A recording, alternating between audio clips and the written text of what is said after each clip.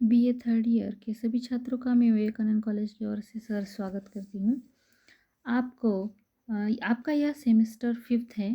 Optional Hindi में paper क्रमांक आपका 9th है, जिसे प्रादेशिक भाषा साहित्य यह आपका पेपर है। इस सत्र में आपको जो प्रादेशिक भाषा साहित्य में मराठी प्रातिनिधिक कहानियाँ हैं और पराया यह लक्ष्मण माने जी की आत्मकथा है। उसमें हमने पहले लेक्चर में देखा था मुनगे की फलियाँ। यह योगो जोशी की कहानी है। उसमें जो पात्र हैं दामोदर पंत, उनके 2 बेटियां 3 बेटे हैं। बेटे शादीशुदा हैं। बेटे हैं श्रीनिवास, नारायण और अमृत, और छोटी बेटी उसका नाम है तारका। उस दिन हमने देखा था कि योगो जोशी का पूरा परिचय है कि यशवंत गोपाल जोशी यह एक कथाकार के रूप में अपनी पहली शेवग्याच्या शेंगा से ही ख्याति अर्जित प्राप्त कर चुके हैं। शेवग्याच्या शेंगा को ही मुनगे की फलियां कहा जाता है। उसी के साथ पुनर्भेट शीर्षक से 7 खंडों में प्रकाशित कहानी संकलन मराठी पाठकों में काफ़ी लोकप्रिय रहा है। तुळशीपत्र और रेघोट्यांचे दैवत, मायेच्या सावल्या, जाई जुई तरंग आदि कहानी संकलन प्रकाशित है। इसी के साथ साथ पडसाद, होमकुंड, वहिनींच्या बांगड्या आदि उपन्यास तथा श्रीकांत त्रिदोष आदि लघु उपन्यास भी इनके काफ़ी चर्चित रहे हैं। इन्हें ज़्यादातर अपनी कहानियों में पारिवारिक कहानियाँ ज़्यादातर देखने को मिलती हैं। उसी के साथ साथ मुनगे की फलियां कहानी में भी लेखक ने परिवार विभाजन के कारण नाते रिश्तों में आई दरार को प्रस्तुत करते हुए इन दरारों को तारका जैसी अविवाहित कन्या के घुटन भरे जीवन की त्रासदी को अभिव्यक्त किया है। जो दामोदर पंत है वह बहुत अमीर आदमी है। उनकी 50,000 की इस्टेट है, लेकिन यह गुजर जाने के बाद अब पूरी जिम्मेदारी इन 3 भाइयों पर आ जाती है।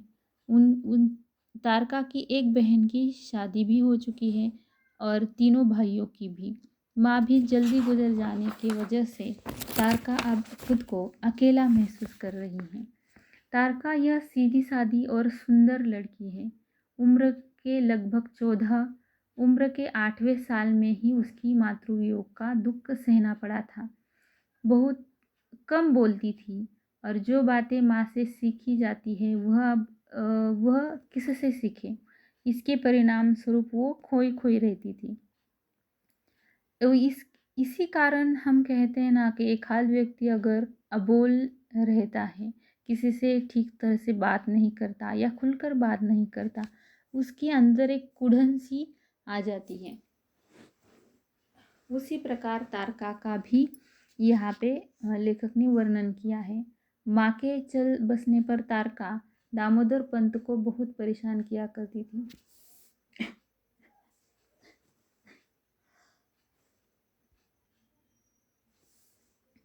तारका की माँ जब जिंदा थी तब सिर्फ उसके जो बड़े भाई है श्रीनिवास, उसकी शादी हुई थी, लेकिन उसके बाद उसके दोनों भाइयों की भी शादी हो गई। प्रत्येक भाई की शादी में तारका बहुत खुश रही, लेकिन कुछ ही दिनों के लिए वो खुशी जाहिर करती थी। अब शादी के समय अजनबी सी शर्माती, ननन के रिश्ते से बड़े आदर के साथ बर्ताव करने वाली उसकी भाभी थोड़े ही दिन में, यानी हम कहते हैं ना कि परिवार में कुछ दिन अगर खुशी रहती है, लेकिन उसके बाद कुछ मनमुटाव आ ही जाते हैं। उसी प्रकार ननन देवरानी या फिर ननन भाभी में यह अनबन होने लगती थी।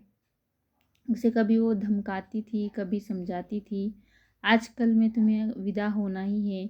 लेकिन यह तारका को सब बातें अच्छी नहीं लगती। वह केवल भाभीयों से छुटकारा पाने के लिए शादी करना चाहती थी। दामोदर पंत के चले जाने से उनकी बड़ी सी तस्वीर दीवान खाने में लगा दी गई थी। तारका को वह घर का माहौल अब असह्य होने लगा था। वह अपने पिता के पास जाकर लिपट लिपट कर अपने पिता की तस्वीर को लिपट लिपट कर रोती रहती। पिता की मृत्यु के 7 दिन बाद ही भाइयों ने एस्टेट का बंटवारा करने का तय किया था। श्रीनिवास, नारायण तथा अमृत ने अपने वृद्ध गरीब चाचाओं को बुलवाकर अपने एस्टेट का बंटवारा किया। अब देखिए कि समाज में वही चल रहा है। अगर घर का बड़ा आदमी चला जाता है तो हर कोई अपना-अपना बँटवारा या फिर अपने हिस्से का क्या-क्या है, यह देखने में ही लगा होता है।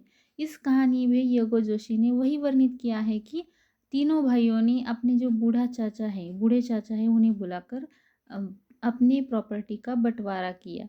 अब वो सब प्रॉपर्टी का बँटवारा हो जाने के बाद तारका की ज़िम्मेदारी बड़े भाई पर आती है। जब तक उसकी शादी नहीं होती, तब तक वह उसे सँभालने वाला है। जैसे हम कहते हैं ना कि अब यहाँ पे तारका श्रीनिवास के पास रहने वाली है, लेकिन श्रीनिवास जो बड़ा भाई है, उसने एक शर्त उसके सामने रखी थी कि नारायण जो दूसरे उसके भाई हैं, नारायण और अमृत की घर की दहलीज़ या दहलीज़ पर तुम पाँव नहीं रखोगी, अगर मेरे घर में तुम्हें रहना है तो। अगर यह मुझे कहीं से भी पता चल जाता है कि तुम अपने भाइयों को मिलने चली गई, तो मैं उसी दिन तुम्हें घर से निकाल दूँगा। अब यहाँ पे तारका की द्विधा मनस्थिति को लेखक ने रेखांकित किया है। लेखक ने उसकी मनोदशा का वर्णन किया है कि अपने भाइयों से कैसे अलग रह सकती है। उसी प्रकार यहाँ पे उसकी मनोदशा किस प्रकार से हो चुकी है। आखिर वह किसकी यानी हम कह सकते हैं ना कि बड़ा भाई जो कहता है वो उसी प्रकार मानने वाली है। और अगर छोटे भाई को मिलने के लिए सुख दुख में भाई बहन ही एक दूसरे के काम आते हैं।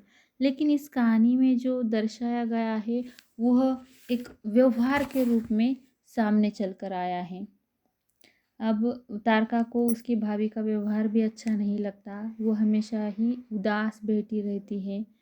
अब तारका की विवाह होने तक की सारी जिम्मेदारी श्रीनिवास पर ही आ चुकी है।